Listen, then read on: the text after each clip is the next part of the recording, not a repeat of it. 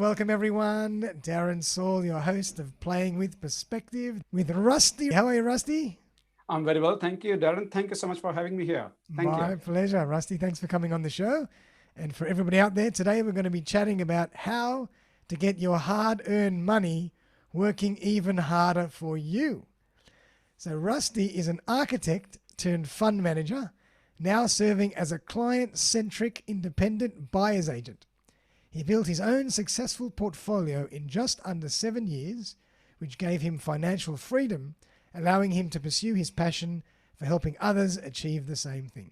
He is now assisting people to generate passive income by investing in properties in a very systematic and robust way.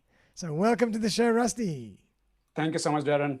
Thank Pleasure, you. man. So Rusty, I'd love to hear your story in a bit more detail. Tell us how you went from architect to funds manager to buyer's agent. I always wanted to be an architect because of my passion for properties. It's one of the most tangible culmination of science and art. Yep. There was a change in the family circumstances. My father passed away, and being the only son, I had to take control of the finances. Yep. That made me move to IT industry, where I learned programming on my own. It was easy for me to jump into IT bandwagon then. And IT was the industry that took me to places from India to Singapore and then to Australia. So I came here in 2006 in Australia, loving every bit of it. But my passion for making money, investing money and getting it work harder for us, I realized that investing is one of the ways that we can actually make it worthwhile, all the savings that we had. And with a passion for education and learning it the right way, to go for industry change once again. So I quitted my full-time job in IT, went to do my MBA, went to even US for my studies, did my CFA, started doing the industry analyst and started working as an equities analyst. And later on as a portfolio manager, worked with banks. And my last role, I was managing decent amount of money. But on the sidelines, I actually merged my passions of property and investing as a property investments for myself. That served me very well. It was a very hard journey for me and for my family, trying to figure it out. How should I be going and doing it? There's so many challenges out there, so many unknowns. So I tried to educate myself first. And then I realized that this was actually worthwhile because I was able to build my portfolio, buying properties one after the other. Like when I went to 𝗺𝗵𝗿𝗶, as in Unleash Your Power Within, Tony Robbins' flagship program in September 2019, I realized that what I really want to do is serve people. Like I've achieved my financial freedom, but I'm really passionate about helping others to achieve theirs. So that actually brought me to start this company, Get Rare Properties, which is basically an independent buyer's agency, helping people build portfolio one property at a time. Fantastic. So obviously that's your passion, is passive income, property, and helping other people achieve financial freedom. That's exactly right. You summed it very well. Yeah, well done, Rusty. And tell me a bit about working as a buyer's agent. Obviously, the buyer's agents are becoming so common. Like it's become a brand new industry the last few years. There's more and more buyer's agents all the time, and I seem to be speaking to them. I've interviewed a few of them. Why is buyer's agency such a massive industry at the moment? Look, on the contrary, what I'm finding, Darren, like we are pretty low on buyer's agency as an industry in Australia. Wow. If you go overseas, like to UK or as into Europe or to America, every transaction has equal representation of professionals on both sides of the trade, as in a selling agent and a buyer's agent. However, in Australia, it's pretty biased toward the selling agent or toward the seller, because 95% of the deals, according to one of the statistics, are done with a selling agent representing the seller. Gotcha. The main job is to sell the property and also get the maximum price possible from the buyer. On the other hand, like we have very little representation of buyers. So it's less than 5% of the trades that actually happens with buyer's agents. Wow. So it's a huge catch up to be made. Like other statistics was saying there are about 90,000 selling agents Australia-wide, but we are about 2,000 buyer's agents. I heard that in America, I don't know if this is true, in America, you can't buy a property without a buyer's agent. Is that right? You have to be represented by a buyer's agent. That is my understanding as well. The challenge the whole industry, the buyer's agency that faces here in Australia is that who will pay that money? For someone, a family member or young professional, they have to pay the deposit. They have to pay the stamp duty. They have to pay all the conveyancing and the administrative fees. Yeah. And then on top of it, if they have to pay a buyer's agent fees, it just sounds too much. I mean, it's already too much for a typical Australian here. I know. But in America, the way they have done it is like they are actually capturing the equal portion for the buyer's agent in the transaction itself. So yes, at the end of the day, it is still coming out of the pocket of a buyer, but because that is a trend, that is a tradition, it is already factored in as compared to thinking whether we should add that cost or not. So it's just a mindset thing, nothing more. Gotcha. And theoretically, buyer's agents will say that they will be able to save you money on certain things or get you better deals. So you have that little bit of margin to pay them as well. Oh, look, big time, actually. Like if I look at my last few deals that I've, what we have done, we actually make more savings than the fees that we charge. So it's very easy for anyone to justify, or at least for us to justify that why one should use us, because we are not only saving on their time, their stress, but also the money. So it's just a question of where they would go and find that money in their pocket for the fees for the buyer's agent, because that has to come from their own money rather than the money which can be borrowed from the bank. So as a wise investor, it certainly makes sense to go and have a professional do the job of home hunting, investment hunting. Oh, yeah. Because it's such a specialized role. Like people don't really realize, though they can do it on their own, there's a lot of value that we as a buyer's agents bring as a value add for them. And sometimes it's not about just making a saving. It's also making sure that the deal is right for them, because there are so many costly mistakes that it's so difficult and costly to undo them. So just making sure that we are doing the right thing, getting the right deal. And also other thing is that, Darren, what I've seen is like when people are looking for their own property, they spend about 3, 4, 5 months to find the property. So they spend a lot of time, energy to find the right property. And by that time, when they realize that, okay, this is what they can afford as a budget-wise, which area they would be looking at, and if they are able to zoom in a particular property, then they probably by that time, they're already exhausted. Exhausted just listening to it. Absolutely. And what happens then, like their emotional outburst happen, and they're like, typically either of the couple as members would simply say that this is it, like just pay whatever and get out of this exercise of buying it, and let's start enjoying the house. Exactly. And you get emotionally connected to it, and then you get frustrated because you've been looking for so long and you really want it. And that's when the real estate agents can, exploit that as well. And it's a whole cycle. Look, they're paid for that. Selling agents are representing the seller, and they're doing the right job by extracting the best value out of it. That's right. And that's the point of differentiation we bring in, that we take the emotion out of it and just look at the deal very rationally. Yeah. And also you guys know, maybe, a lot of people wouldn't know that, the window facing that direction might not be the best way, or the doors facing the other direction, or there's noise coming from one side. I might have not considered those things, but you guys have done this so many times that you can advise everybody, maybe you want to double check if that's going to be okay for you.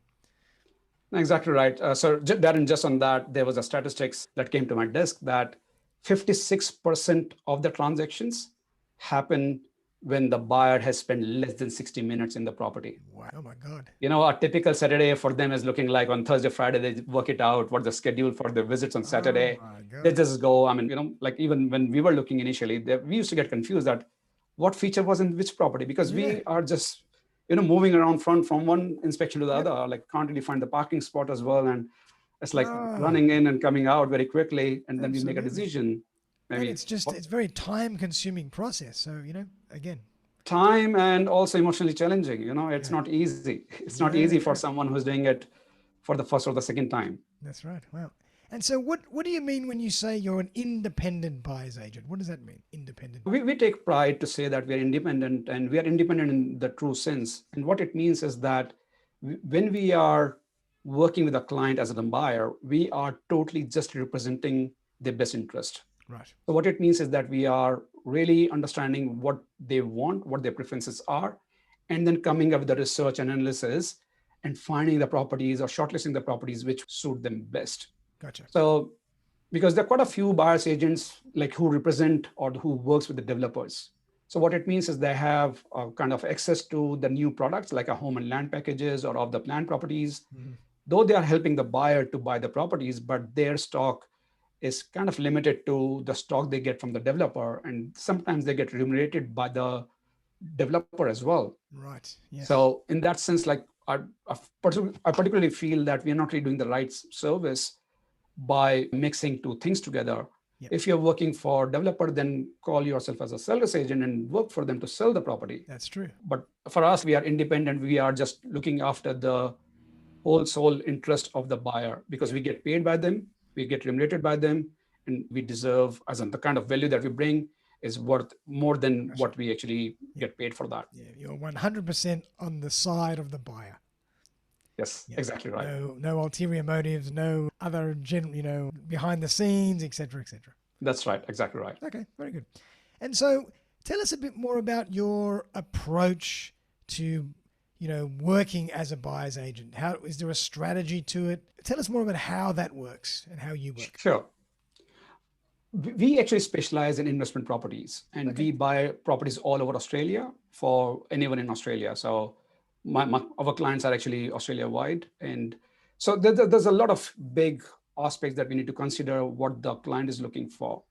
And when we are talking about investment properties, typically it means that they're building wealth. They want to build wealth. Right. And Darren, my take is that anyone can buy a property. Even the buyer can themselves buy a property. Yeah. But our property or two properties at a stretch will not be able to do much of a difference in changing their lifestyle. Mm-hmm. It can improve their lifestyle because it can help them maybe cut down on their tax liability or maybe earn some sort of income.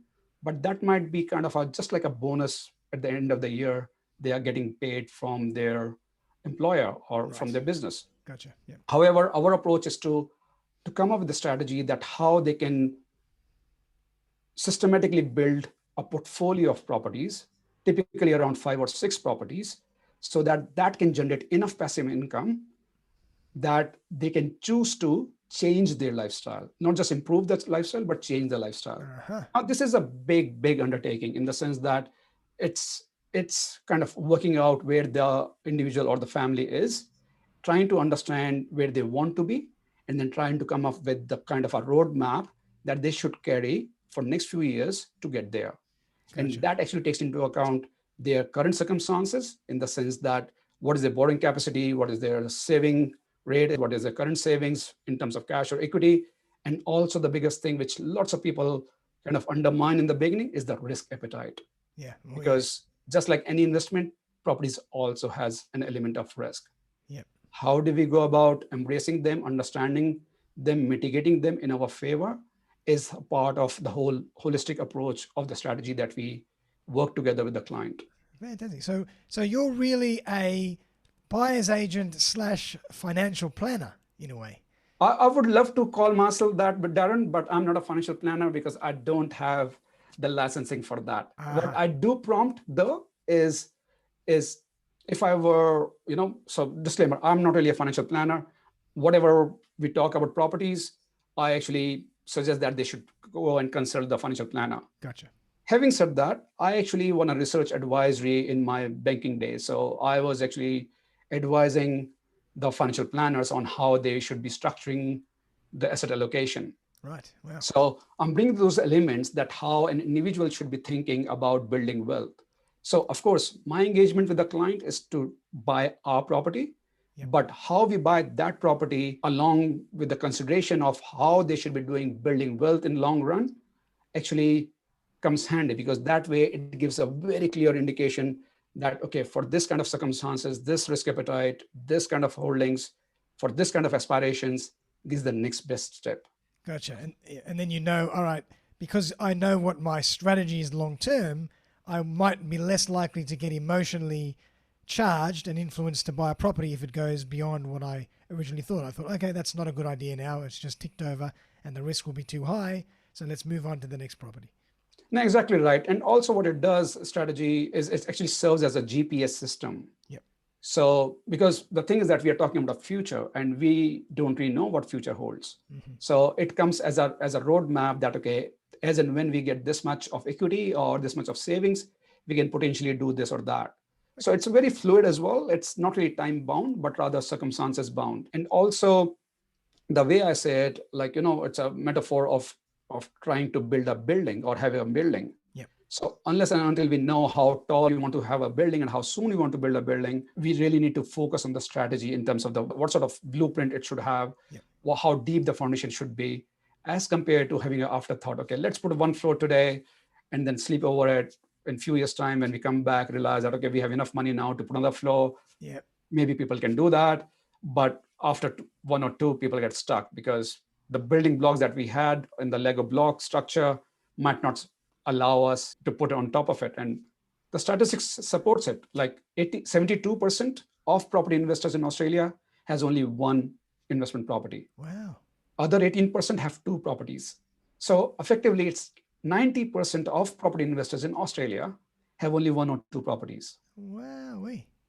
However, on the other hand, according to ABS, as in Australian Bureau of Statistics, we need 5 or 6 properties to have that kind of a significant change or Yep. for our betterment. Wow. And it's only less than 1% of property investors who have 6 or more properties. So Wow. after having a lot of studies of those 90% versus 1%, I really want to get people from this bucket and put it on the other one, whereby it's all about portfolio. Definitely. And the difference is having the right strategy, having that really true roadmap, which is personalized for them. Perfect. It's like financial planning. We talked about financial planning. Now that is very subjective. That's very personalized. Yep. Like it's going to the doctor and having our personalized medication. So I won't really say financial planning because I can't do this. I can't talk about it, but it's more about having the modeling because and the part of it is because of my skill sets, not only as an architect to be able to read the market or to read the property attributes, but also as a research scholar, because when I was managing money, it was all about economics. Yes. And properties, Darren, it's not about brick and mortar. It's about supply and demand or the sentiments. Yep. It's the market. How do we go about appreciation? It's a good deal or is it not a good deal? It's not about the actual structure itself. Exactly right. So we study all of that to come up to a conclusion that there's a good property. And having my understanding of the valuation, we are able to do the comparable valuation and have a very systematic approach of concluding that this is the best price as a walkaway price, that if it is under this price, we'll take it. If it's over, we'll move on to the next one because there are 15,000 suburbs in Australia. That's right. And, there are so many properties on sale. It's just a matter of trying to find the right property for that right circumstances for the individual and the right path in the journey as well. So what works for you might not work for other one and vice versa. That's right. No, I love it. That sounds, very, very, I like that holistic approach. It makes a lot of sense. Thank you. So the market nowadays, maybe give us some insight into the market because it seems to have bounced back a lot.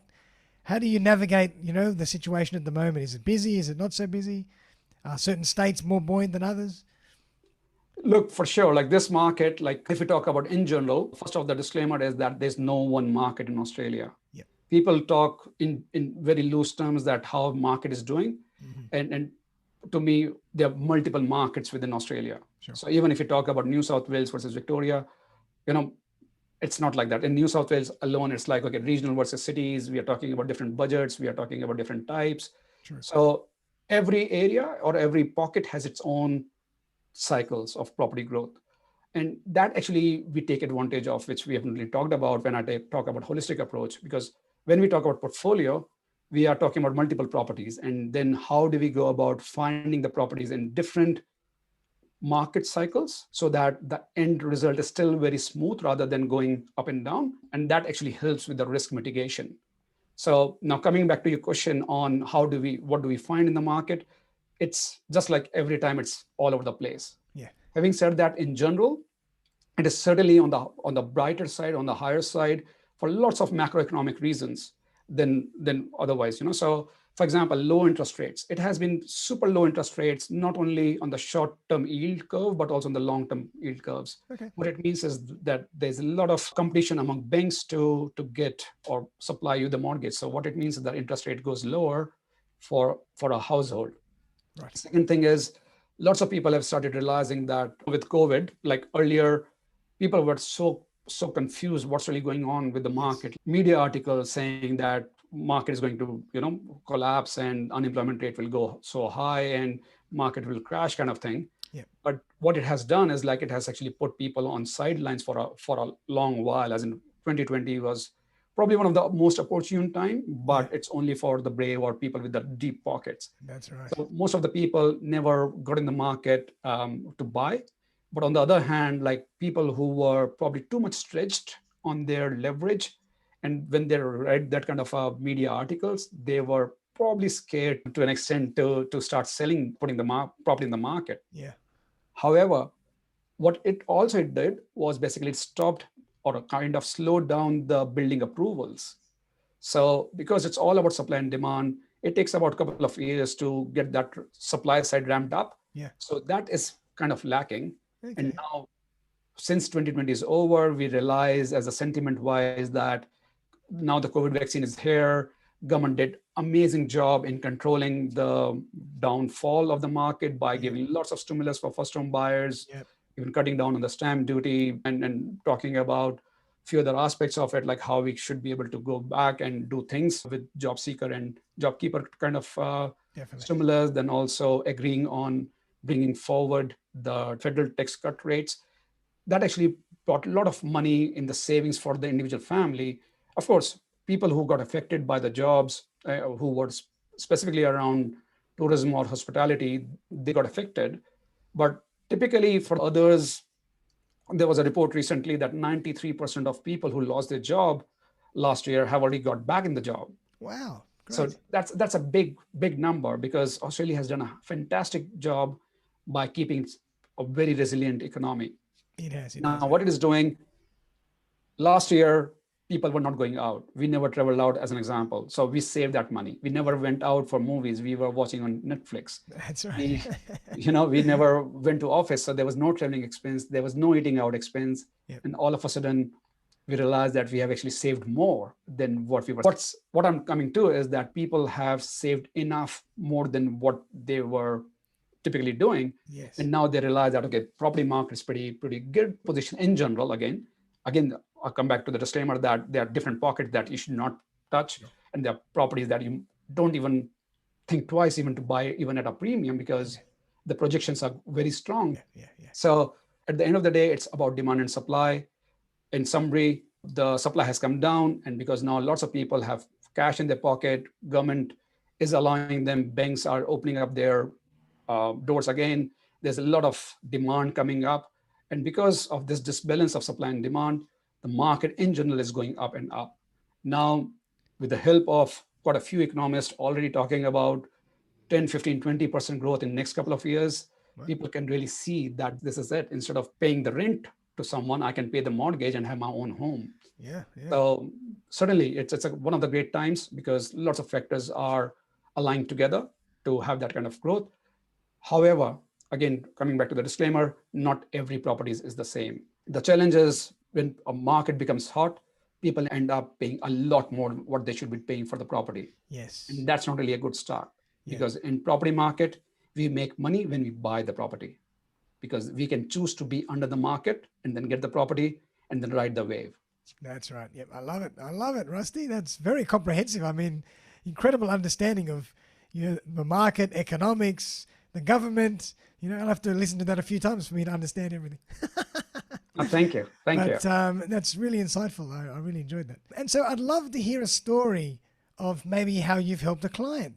Maybe give us an example or a case study of how you might have helped a client recently and they've just ecstatic because they've got such a property now that's going to grow for years to come, and they've got such a great deal. So do you want to maybe tell us a story? Would love to. I probably won't really use the actual name. If I can refer her as one of the client as Jenny. Would that be okay? Yes, of course. Awesome. So Jenny was a bit confused. She has been reading about the markets, trying to get the understanding that how she can get in the market for last maybe 15, 16 months.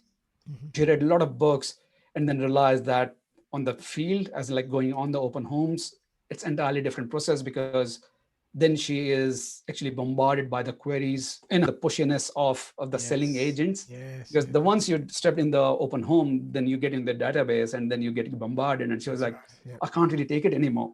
So can you please help me? I really want to build wealth. And she went through my story and she was like, I really want to build a portfolio so that I don't really have to rely on my 9-to-5 job. Nice. So we sat down in August or September last year. She came on board. So talking about the strategy, how we should be thinking about what are the parameters we should be looking at holistically. So we spent about a couple of months going through multiple sessions of strategy, because that's the cornerstone of what we do, how we do it. Yep. And our take, Darren, is that the client or the buyer should appreciate the element of risk and the expectation of growth, so that they own the decision. So Yes. though we are coming as a professional helping her, our job is to also educate the client so that they are equipped enough to take the right decision. I love that. That's fantastic. Yep. Great. So what it does is actually it helps us building the trust, giving her the right information, and working together. So it's a lot of hand holding. Yep. So long story short, in October, we were able to find our property for her, which was under the market, had a decent equity of about 8%. And we bought that property. Then she was ready again in January. So we bought another property. Wow. That was the kind of capacity that she had to buy 2 properties. Amazing. But because we had purchased very well on both the occasions, we had significant equity built up already in those 2 properties, that we are going back to the banker as the mortgage broker, which is kind of a team player that we really need to rely on as well. Yes. So it's more holistic from that approach as well, having that association with the qualified team around it, that we are going to the broker, and now he's helping us to tap into the equity so that we can get into the 3rd property. Oh my God, that's so fantastic. Within 8 months or so, I'm confident she can get the 3rd property, and her aim is to build a bit like a 6-story tall building. And we are already on the 3rd story right now.